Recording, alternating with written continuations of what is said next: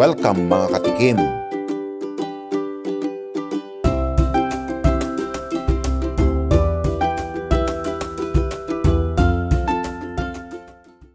Hello mga kaibigan at mga katikim! Ngayon po ay magluluto naman ako ng barbecue chicken in the oven. At ito po ay masarap. Medyo kakaiba. Okay? So, bantayan po natin at ipakikita ko po sa inyo. And for the meantime, siyempre, magkakape muna ako. Kasi maaga pa magkakape. Okay? So, brewed coffee. So, kamusta ho kayo mga kaibigan? I hope that everyone is doing good and doing okay. So, mag-relax lang muna tayo habang tayo'y nagpapakita ng ating recipe ngayong araw na ito. Okay? So, ito ho, magkakape muna ako. No? So, I hope na everyone is doing good, ha? So, ngiti-ngiti lang, magsaya, at ayusin ang ating disposition kasi masama sa kalusugan at masama sa puso ang maraming sama ng loob. Okay? So, mula sa aking puso ay magluluto ako ng chicken barbecue in the oven. Okay, pakikita ko sa inyo ang aking lulutuin ngayon. Ito ang pitsyo ng manok. Okay? So, maganda ho ito. Ngayon ay gagayatin ko na ito, no? Gagayatin ko na.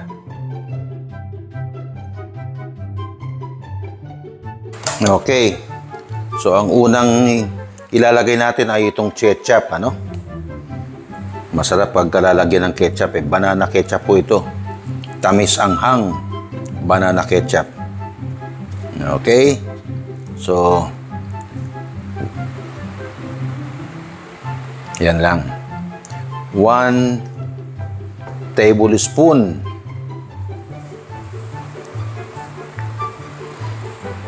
at 1 tablespoon of honey rin. Sugar, no, brown sugar, okay na rin. Kailang honey ilalagay natin. Ayan. Tapos lalagyan natin ng 3 spoon, of vinegar.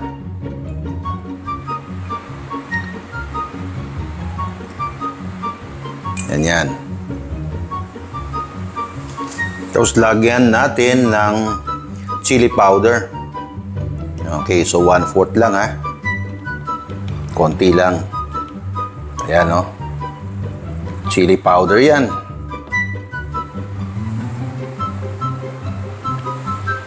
Tapos 1 tablespoon of mustard.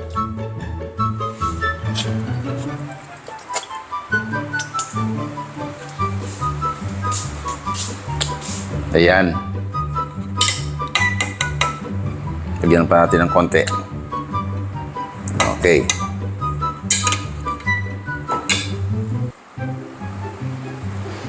Okay, tapos 1 tablespoon of paprika. Tapos 1 tablespoon of Worcestershire sauce. Ayan.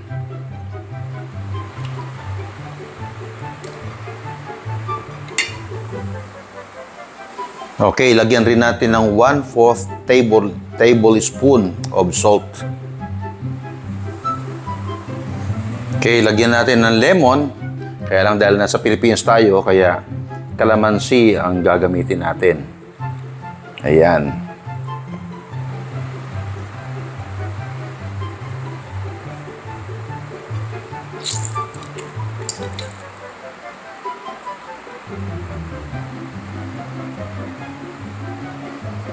Okay, dalawang ilalagay natin dito. Okay, ngayon ay i-mix na natin. Yan, ito yung potato. Babalatan ko muna at ilalagay ko yan sa gilid mamaya kapag nilagay ko sa oven. Parang ito na yung magiging kanin. At itong ating ay sasabay na rin natin ito mamaya sa oven, ano? Yan.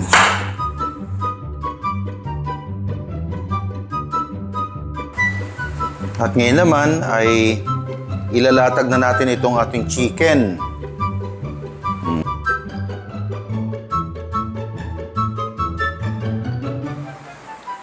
Tapos lalagyan ho natin siya ng butter, ha, dito sa ibabaw.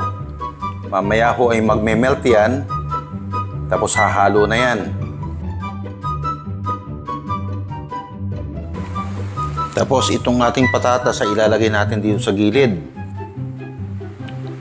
This will serve as parang kanin mamaya.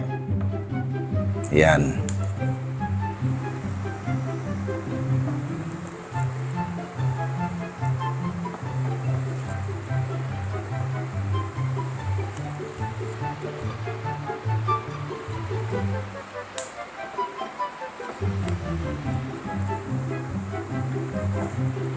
Okay. Tapos babalutin ho natin yan ng foil, no? Ilalak natin yan ng foil. Yan. Ilalak na natin siya ng foil ngayon. Yan, sarado na siya. At habang yung oven natin ay pre-heat natin, ano? Yan. At ito na ang finished product natin. Titikman ko na. Okay, mga kaibigan. Nilagyan ko lang yan ng patatas para yan ang pinakakanin ko. Okay. So, titikman ko ho, ha. Okay, tikman natin. Ito na, ho.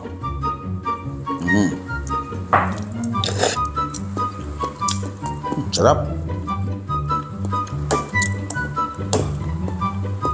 Ito pa. Actually, ho, hindi kinakailangan may patatas, ha. Nilagyan ko lang ng patatas para tuloy-tuloy na kain. Hindi na kinakailangan ng kanin.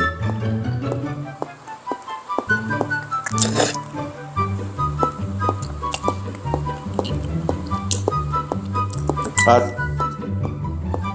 ang pagluluto ho ay hindi ko naman talaga inaral yan, eh. Dahil lang sa hilig ko at saka passion ko.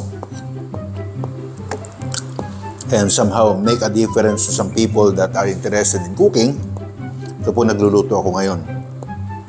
At basta't mahal natin ang ating ginagawa. Mahal natin ito para sa kaibigan, para sa ating pamilya. Okay na po yun, mga kaibigan. At kung kayo po ay hindi pa nagsasubscribe, mag-subscribe na po kayo. At i-click ang notification bell para lagi kayong updated sa aking mga postings. At ang mga nagpa-follow po at nanonood, nakikinig ng mga video ko tungkol sa Bible, ako po ay lubos na nagpapasalamat sa inyong lahat. Isa pa po, bago ko magpapaalam. Grabe. Ito pang patatas.